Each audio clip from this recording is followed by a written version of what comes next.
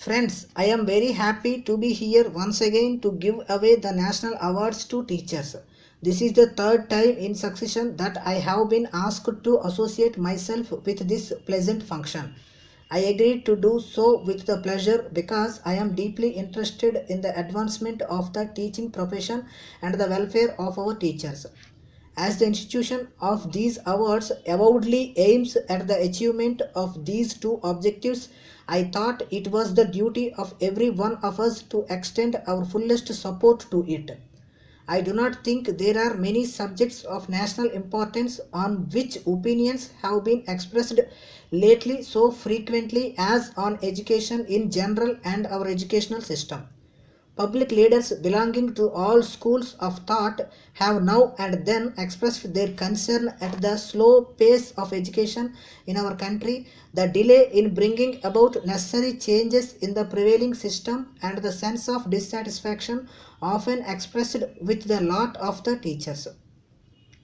One peculiarity of the views expressed on education has been that the difference of opinion among diverse critics has been more or less marginal or just nominal. All are agreed about the need of eradicating illiteracy in order to vest democracy and adult franchise with real significance.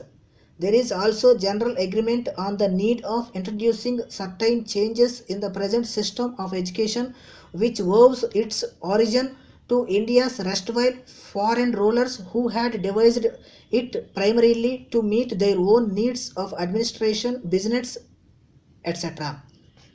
Conditions have since changed completely and these need no longer hold good. The whole purpose of education, it is argued, has now changed and with it also our general perspective. Not only that, our national requirements have also changed. It is therefore only proper that whatever we teach to our children in schools and colleges should also change accordingly. I need not detail here the steps taken by the government during the last 12 years or so to devise a system of education which will suit the country best in its changed conditions. Commissions and special committees appointed for the purpose have submitted weighty reports. Action on certain aspects of such recommendations and proposals has probably been taken, while some are, I believe, under consideration. Educating the masses of a vast country like India is a gigantic undertaking which calls for nationwide efforts and almost limitless resources. These factors naturally operate as something like brakes on government's initiative. In spite of it, however, the union and the state governments have taken action not only to provide additional schools and other educational institutions of all kinds, but also taken bold decisions to improve pay scales of teachers, particularly of those working in primary schools. I agree with Dr. Srimalli that whatever has so far been done in this direction is by no means adequate.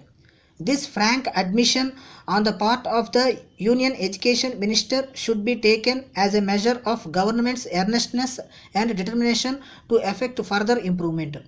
The importance of the teacher's role in the building of a nation is now universally recognized, and along with it, it is also realized on all hands that his emoluments, which have been so far inadequate, should be commensurate with the responsibility of his calling. Let us hope it will be possible to go another step further in enhancing the emoluments of our teachers in the near future. I have just returned after a tour of 4 states only a few hours ago. During this tour, I had the good fortune of visiting several educational institutions in Madhya Pradesh, Maharashtra and Gujarat. I was happy to see the general enthusiasm among teachers and students for making the fullest use of available facilities. I would commend the system prevailing in Maharashtra to people of other states as well, for it appears to me that it is something like a cooperative effort wherein the initiative and the incentive remain with the people. I am glad to know that the institution of national awards for teachers has gained wide recognition and has been welcomed by the teaching profession. The number of awards offered by the union government has necessarily to be limited, but I should expect that the governments of the states also do some such thing on their own, so that the services of a still larger number of teachers may be recognized.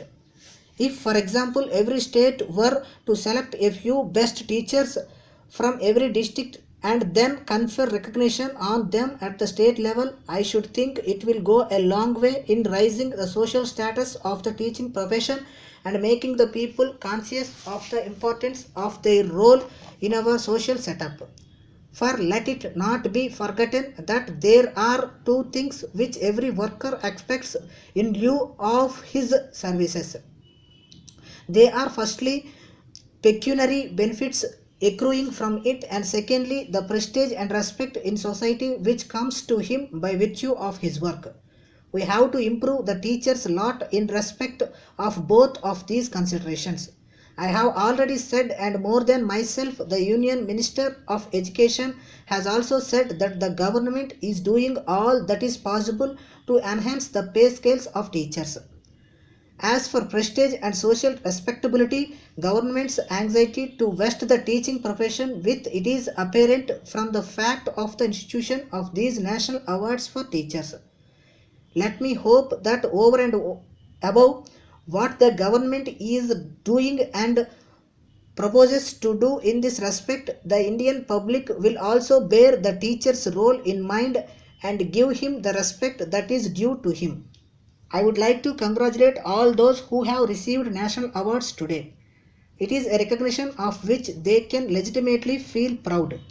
Let me hope when they go back to their places, they will be able to exert their influence in a still greater measure for improving the atmosphere of schools and thus adding to the dignity of the profession to which they have dedicated their lives. I wish to all the best of luck and many more years of service to the nation. Jai Hind.